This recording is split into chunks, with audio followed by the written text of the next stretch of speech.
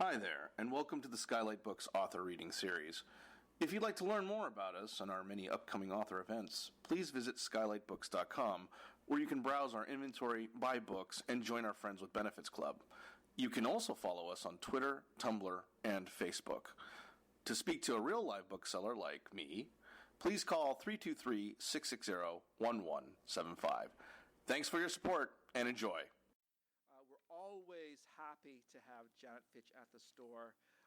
She is a fixture in our community. I remember when her first book came out, and we were so excited for her. And every single book she's ever published, she's always had an event here, and we really appreciate that kind of community support. We're so very happy you're here. Yes, support indies, support indies, support indies. We're always happy to have her here. We have copies of her book available at the register, so please pick one up before we leave. Just a reminder, the sign line will start to my right against game sports mythology. And if you are a member of the store, a friend with benefit, you always get priority in the signing line, okay? So, ladies and gentlemen, please welcome Janet Fitch.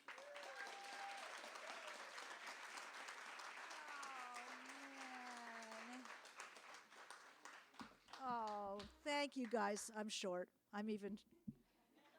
Can we notch that up so I don't have to yell? There we go. Oh, I'm so happy to be here. I see people I have known from elementary school.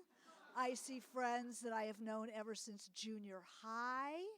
I see students of mine. I see other writers who have, go to 80 gazillion of these a year and yet will generously show up for me. I see my neighbors. I see old friends. I see new friends. My husband. Yay!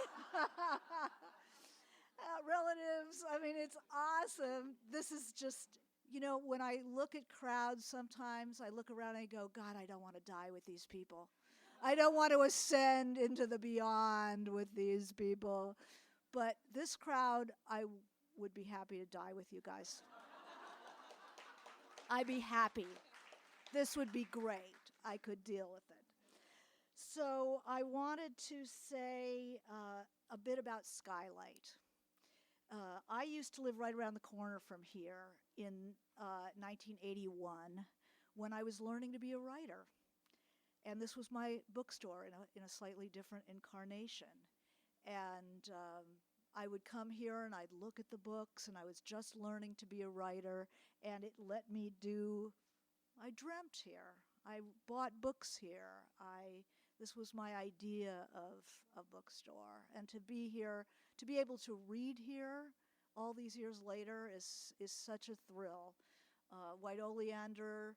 There was a scene in a coffee shop that's now Figaro. It was the Onyx, which is a really shitty coffee shop, but it was my coffee shop, So I didn't go to Figaro for about 10 years after they changed hands, because it's like, who are they?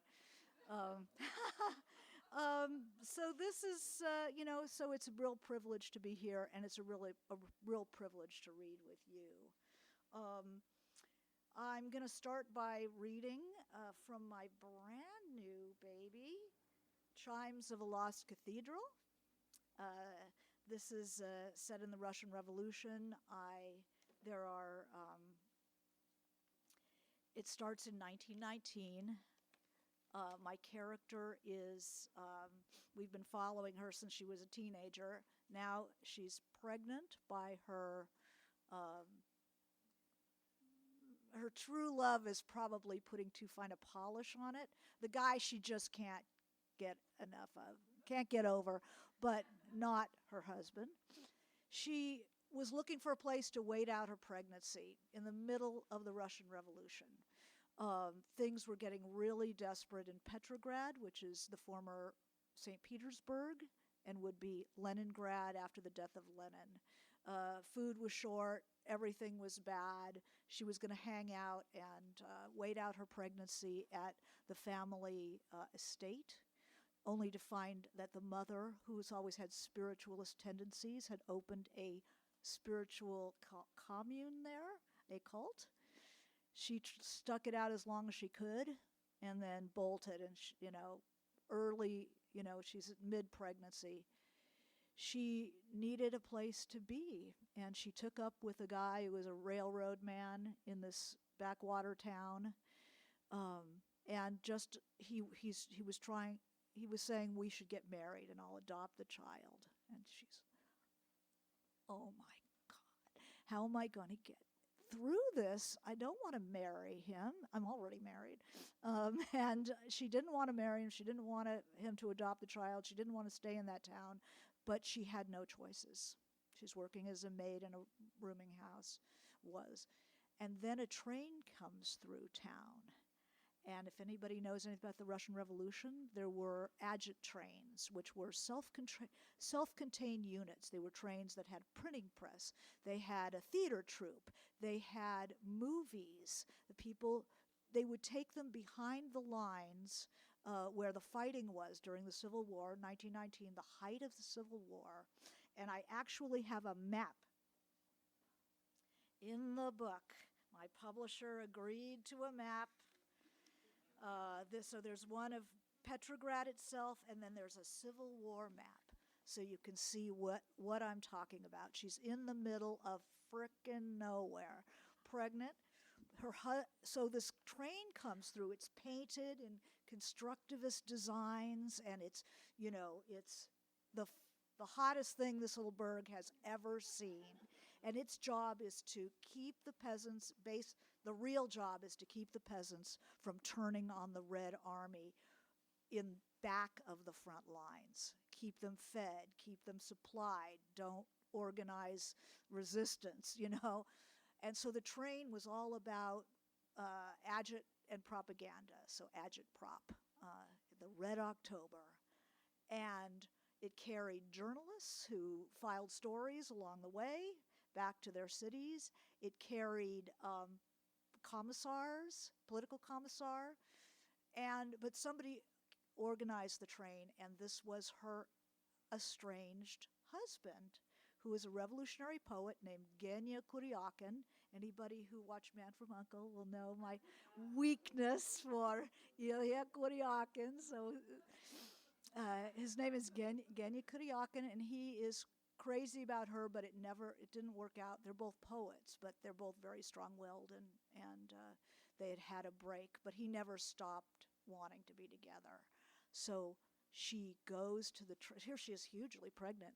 She goes to the train, and he sees her, and he wants her to join the adjut train. Soldiers would hitch rides on top, soldiers and sailors. They'd defend the train, because if it was taken, that would be quite a prize. And also, they would just hitch rides. So she just says, okay, let's go. I feel sorry for the railroad guy. She really broke his heart, but I'm on the adjut train. And she's riding on top with the sailors, climbing on top and helping out where she can, not to be a drag, because the commissars were thinking, this fellow traveler, who needs this? What are you going to do when it's a choice between the revolution and your pregnant wife? Who are you going to choose? So that was a question that he thought he answered. But as time goes on and they're following the front, she's not feeling well. She's getting sick, and she's 1,000 miles from home.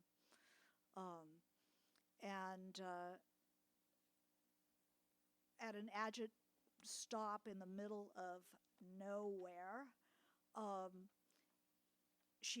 water breaks, and she's already sick, she's already fevered, and they finally send for a midwife. And so that's the scene I'm going to say.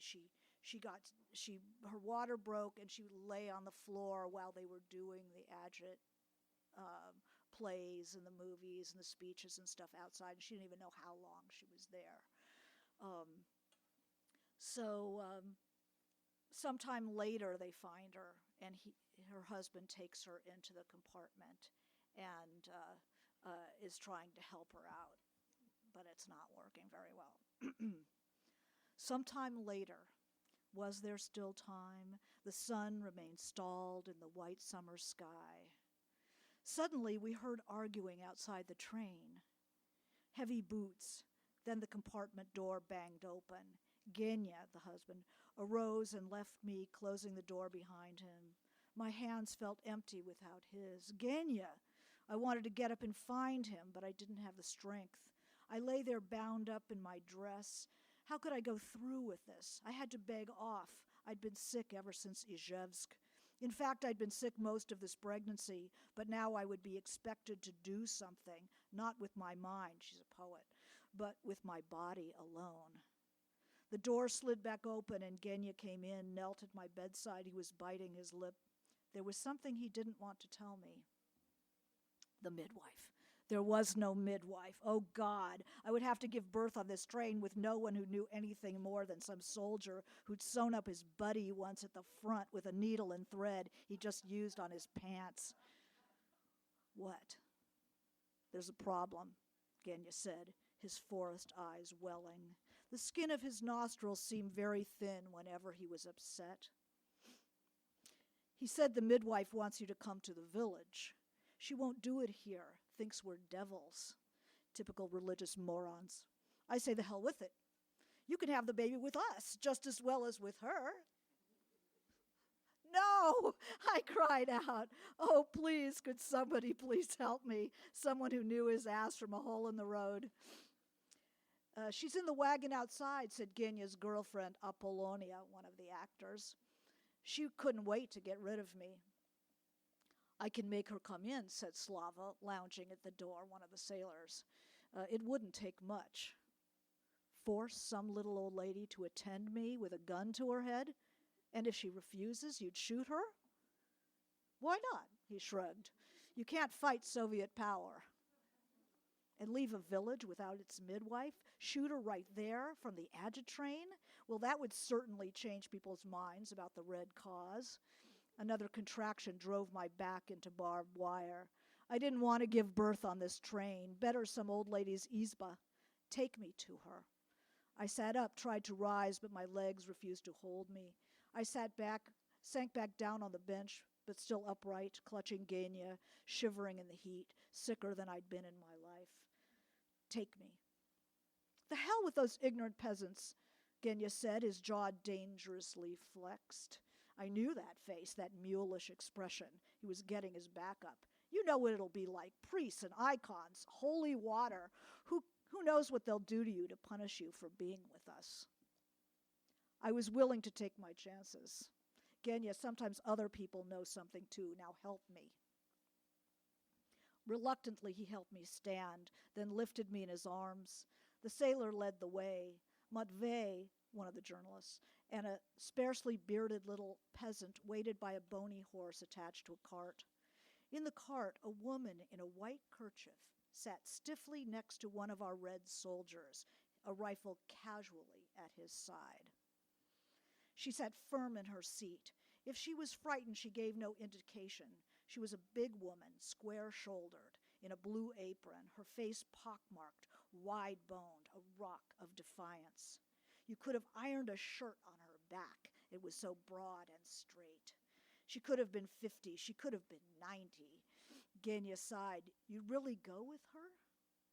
Help me up.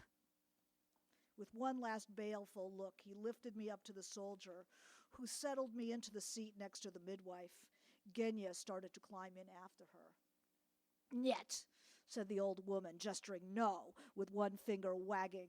Not you. This is my husband, I tried to explain. I began to tremble again. I hadn't been upright this long since Izhevsk. The blood surged in my head. She put her hand on my forehead, a strong hand, cool and steady. I wanted her to leave it there forever. You're ill, a fever. How long?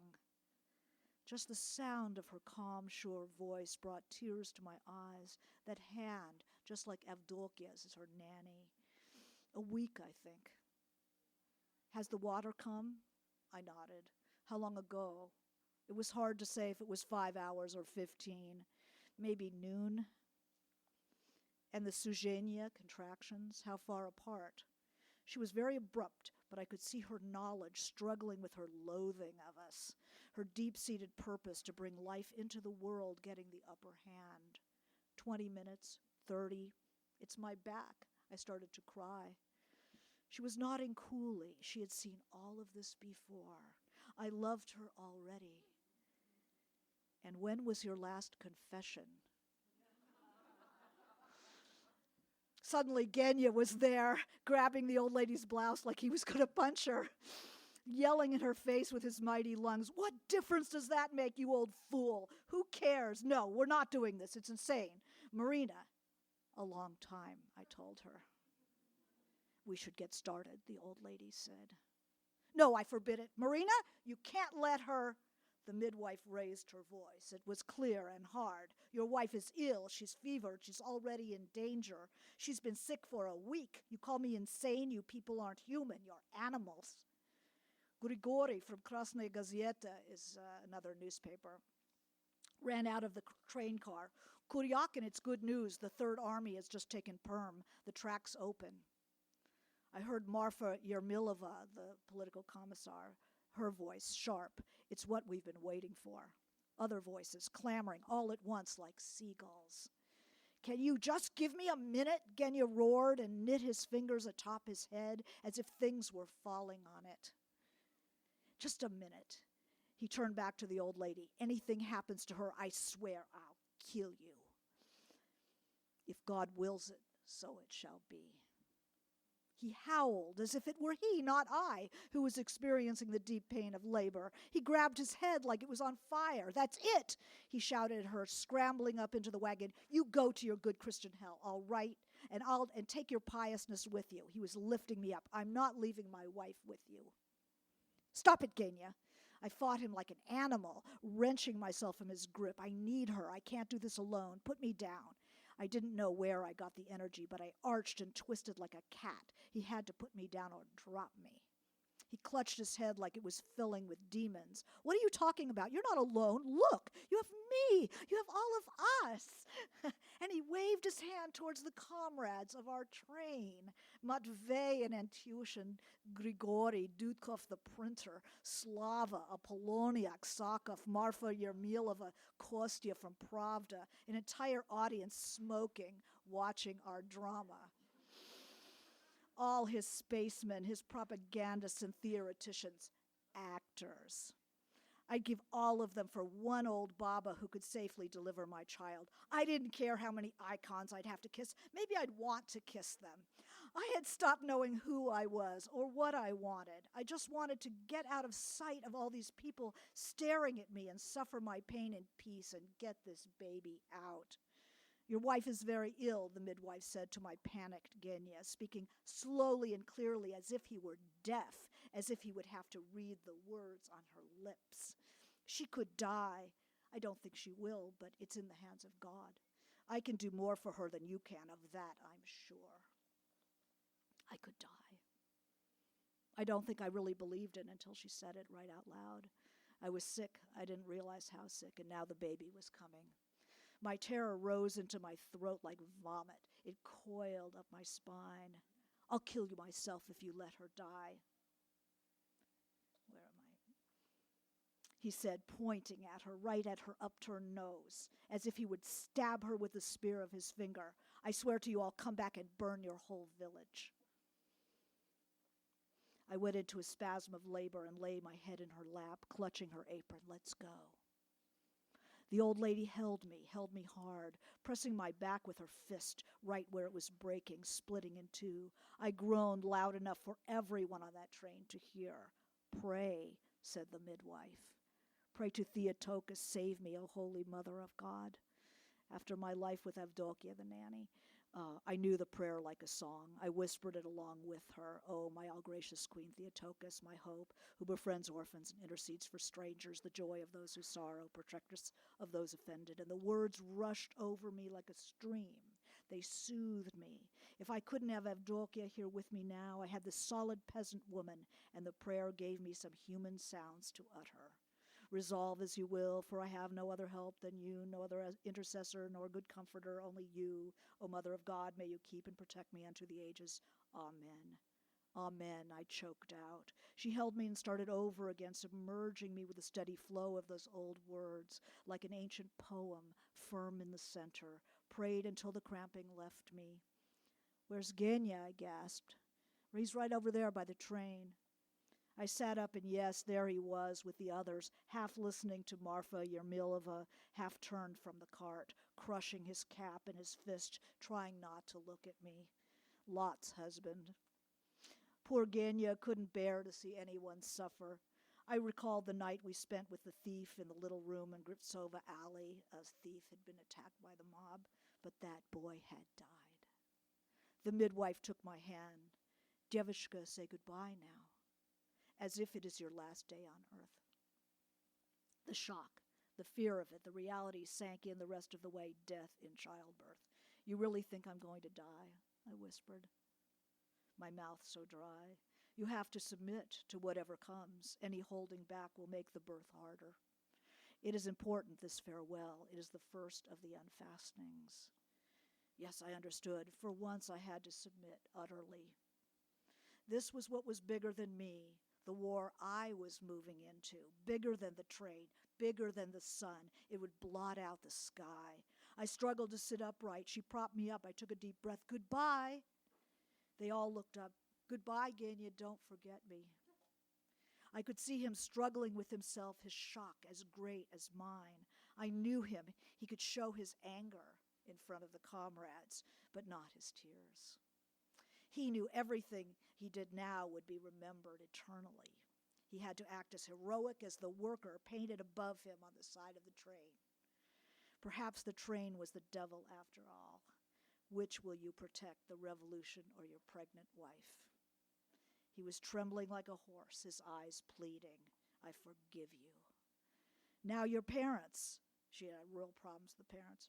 Now your parents, the old woman told me, wherever they are, your brothers and sisters, your friends. Was I dreaming this? Goodbye, everyone. Tears streamed down my face. Goodbye. Mama, Papa, forgive them, she commanded. Mama, who had said, it won't live. And Papa, with Arkady that night, playing into his hands, crime boss. I can't. I don't know how. Pray for guidance. Ask the Holy Mother to show you. Go on. Please, Holy Mother, help me to forgive them. Unbind me. I tried to remember when I had loved them the most. Mama in her mourning dress, arranging roses. Come help me, Marina. Brushing my hair with her soft ivory brush, rubbing my cheeks with a rose petal to make them rosy. Papa letting me lace the links into his starched cuffs, teaching me to play chess on Sunday afternoons, bringing the box home from the printer's, her first book of poetry that he paid for. My blue books, their gleaming gold leaf, just the first of many, he'd said. I forgive you, I whispered. The comrades gathered around Genya, the politicals, the actors, side-glancing guiltily at him as he stood among them with his arms folded, his cap in his grip under the rising sun of the red October, his bright painted train, his revolution. I gave him all of them, Kolya, Seryoja, Papa, Varvara, Genya. I could see the tears dripping down his sweet face. And here was Slava, tucking my sheepskin roll next to me in the wagon, my boots and bast shoes, as if tucking my things into my grave. The sky was puffy with clouds. Goodbye, Genya, goodbye. The peasant slapped the reins, and the sky began to move. Thank you.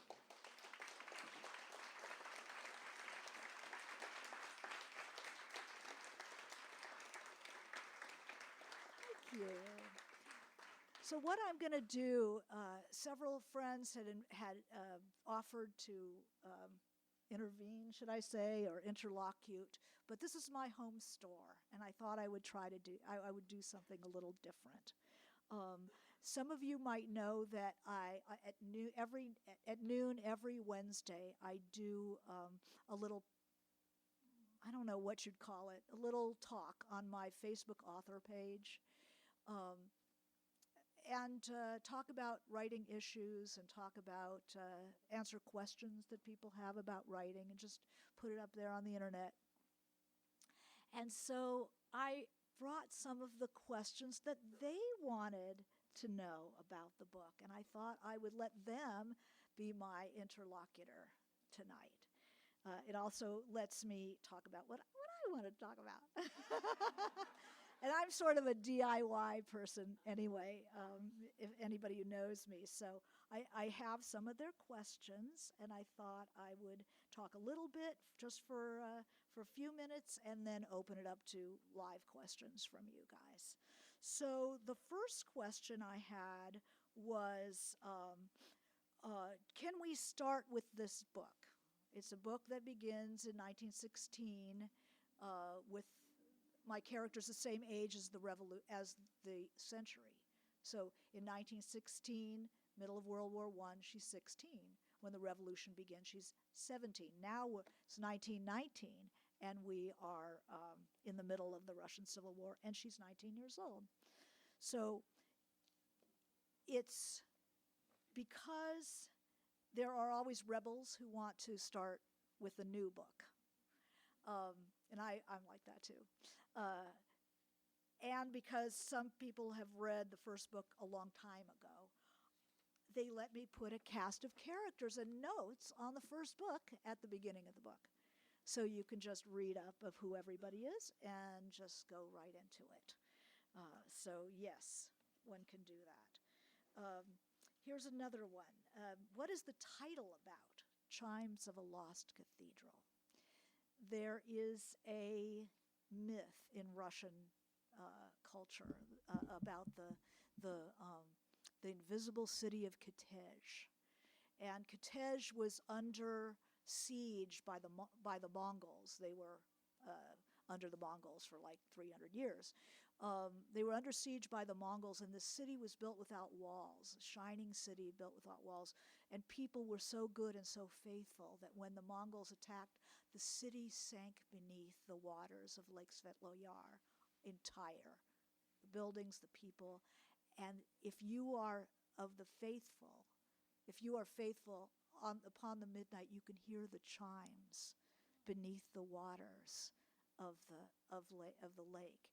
And so to me, it's such a metaphor for the soul, you know, and you keep part of yourself very submerged and safe. And sometimes you can hear those chimes and sometimes you can't. And so that's the title. All right. Jess Davids asked, was there a certain event or thought that planted the seed for this saga? People who've known me a long time know that I've been obsessed with Russia forever. From Russia with Love, you know, we used to play James Bond as kids, and walkie-talkies, Ilya Kuryakin. It was Cold War, you know, Russia was the enemy. Some guy like pounding the desk with his shoe. It's like, wow, anything that's murky, you know, I'm right there. I'm Russian, my family's Russian. They never talked, that generation never talked about it, never. You're American, you know, my parents spoke no Russian, had no idea what went on in the old country. So anything like, you know, that has an omerta like that, I'm very interested. So that piqued my curiosity as well. And then my grandmother takes me to see Dr. Zhivago. Oh, man, you know, the Strelnikov and that train. I wonder wow, that sort of sunk in, didn't it? And then when I was in junior high, and there are two of my friends from junior high, or now I have three, so three of you from junior high, they used to give girls books like Cress Delahanty and Cherry Ames, Student Nurse. Now, I seem like a cheerful kind of a person, but in those days, I more closely resembled Wednesday Addams. And here they're giving me frickin' Cherry Ames, Student Nurse. You know, and I came home with this huge black cloud over my head, and my dad said, you know, like, what's going on? I showed him this thing they've given us to read, and he took a book down from his shelf. He says, have you read this? And it was Crime and Punishment. Bludgeon the landlady to death with an axe because of philosophy. philosophy. Now that's a book, And so I was sunk, Russian literature. I took Russian in high school. I took Russian in college. I majored in history, and Russia was my field. So this was a matter of time. This was like the sunken, the mine after the war that had been left, and then you sit and it blows up. Let's see. I went to Russia to do research for the book. I was a student in Leningrad in 1977 when it was still Soviet Union, and I returned 30 years later to do research for this book, and it had changed a great deal. But I had so many questions I had to get answered. I went back twice. I had a fellowship from a Russian foundation to go over and do research in 2009. Got a lot of work done. And it took 12 years of my life to do these 2 books. So 6 years a book, that's about normal for me. But there were times somebody said, what was the funnest part? What was the hardest part? The hardest part is I felt like I was building a Gothic cathedral all by myself. Like, isn't there supposed to be a whole village doing this? Why am I doing this myself? I really despaired, but I had a motto up on the wall from Dorothy Allison, the novelist who I really respect a lot. And Dorothy Allison said, "Fiction never exceeds the writer's courage." And I thought, if I fall off this horse just because I'm scared, that's just going to be bullshit. That I have to finish this thing. And I have 2 people from my writers group, fabulous writers, Rita Williams, David Francis here, who held my hand the whole way. My husband had to read every page as I tore it off the printer. It does take sort of a village, but it finally happened, and to see the whole thing. So one of the questions was, did I intend it to be a 2-volume work? You don't ask a soldier in the trenches as the bullets are zinging overhead, is it going to be 1 or 2-volume war? You just keep fighting. And so it's up to the publisher to decide those questions. I thought I should open it up. We're going to have good questions out there too. So let me open it up. I'll answer questions. Here's one.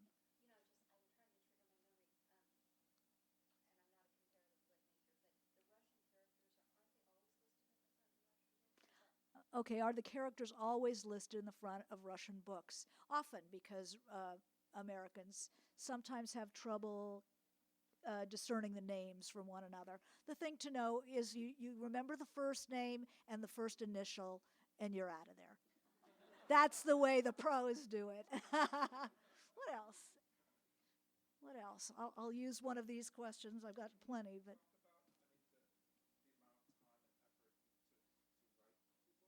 The amount of time and effort to... Yeah. The way I write is I rewrite. I go back and rewrite what I wrote the day before, just to get back into it. So how many drafts is that? I might go back 2 days. I might go out 3 days. So the whole draft and then back, the whole draft and then back. So there's usually about 4 drafts. I drafted the first book completely, and then this one, continued, and the same process. About 4 drafts. But writing historically is like writing 2 books. It takes twice the time because you have to do the research and write at the same time. I don't believe in doing the research first, because anybody who has gone in to get a recipe for a souffle at 7 o'clock and ended up at 4 in the morning in Madagascar reading about lemurs or something understands what research rapture is. And when you're writing a historical book, you do not want to get caught in research rapture, because the answer is not out there. The answer is, the story comes from inside you. So you want to write, I research the scene that's under my hand, the one that I'm working on, to get details, to, do what I need to do for that. But if I start following some cool, I might be a year down the line and have to rip out rip all of that out. So I stay pretty close to what I'm working on under my hand. There's one.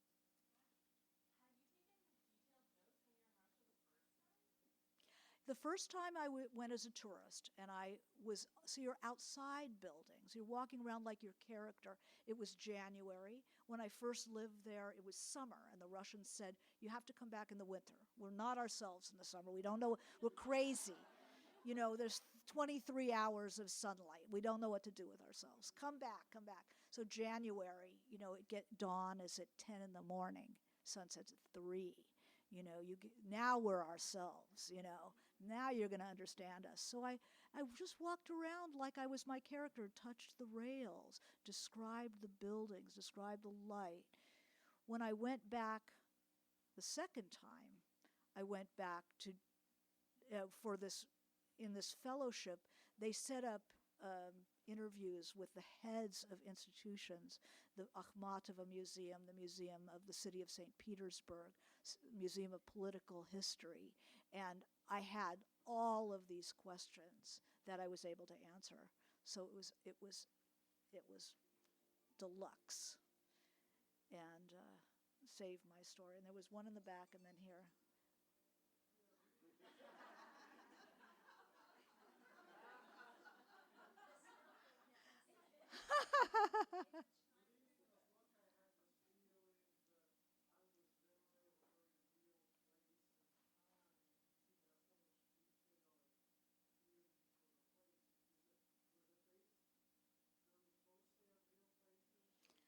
Yes, I work from place. Place is super. All my students here will tell you so. Place is absolutely important to me.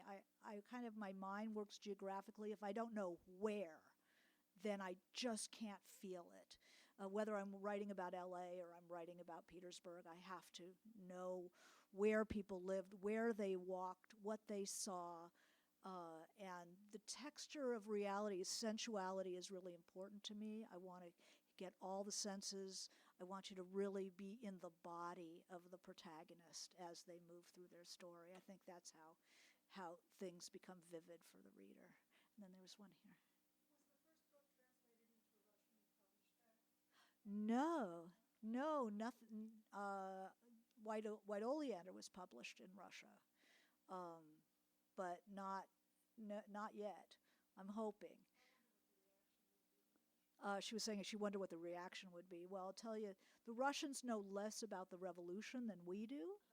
The scholarship is really good in the West, but in Russia, it's so political. The history had been erased and rewritten and rewritten and rewritten, that it's easier for Western historians to study the revolution. And now, again, access to those archives is drying up. That 2009 was 10 years ago, and it's drying up again. So, but I would love it to be published there. The Russian reading I did for White Oleander was very funny, because here they ask questions about how you wrote it and, point of view, blah, blah, like writer questions. There, this woman asked me, what was the meaning of life? And I sat there, it's like they look to their writers to think about the big issues, the biggest issues. And it was like, oh, I'm in Russia now, and I better deliver on this one. So I thought, what is the meaning of life? It's to make us more human, to deepen our humanity. And that's what writing is about, too. And that's what reading is about, too. So I felt very privileged to be in that place. So we have time for one more? Okay. David, who should be like comatose on this book already. You're so sweet.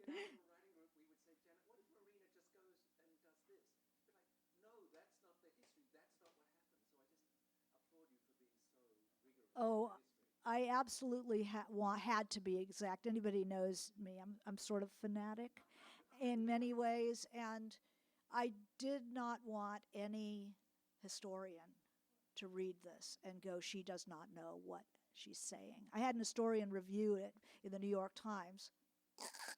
Wasn't that a good idea? An historian reviewing a book about, a late teenager in Russia having sex, God forbid, and all this personal stuff. Why didn't I write about, Alexandra Kollontai instead of some girl? It's like, bugger off, But he never says I got anything wrong. So,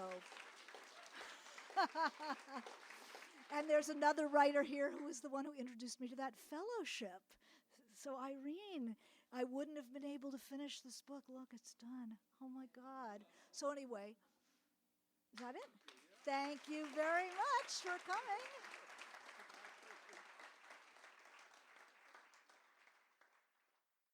You've been listening to the Skylight Books author reading series. Don't forget, you can listen to this and all of our other great podcasts at skylightbooks.com. Thanks again for stopping by, and we hope to see you soon.